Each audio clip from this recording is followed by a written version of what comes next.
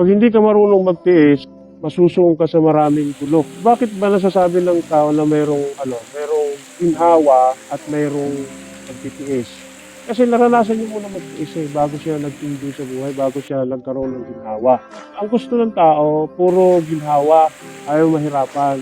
Mayroong value yung pagtitiis kasi doon mo ma-compare kung nag-i-enjoy ka na ba o nasa pagtitiis ka pa rin. Ang lahat ng bagay sa mundo, may proseso. Ito ang tatandaan nyo. Pag maayos ang proseso mo, pag maganda ang proseso mo sa buhay, hindi mo maintindihan yung result Kasi automatic na maganda ang result nun Kaliban kung ang proseso ginawa mo pangit din ang kakalabasan. Ang mahirap sa tao kasi, laging nakatingin doon sa result, pero yung proseso na mahirap ayaw pagdaanan. Kaya nangyayari, dahil hindi nila nakukuha yung result na gusto nila, ayun, tatampo, nawawalan ng pagtitiis sa buhay. Ayaw magtiis, kaya pinuputol niya na yung kanyang pangarap, yung kanyang mga gustong mangyari sa buhay kasi hindi niya nakukuha yung gusto niyang mangyari.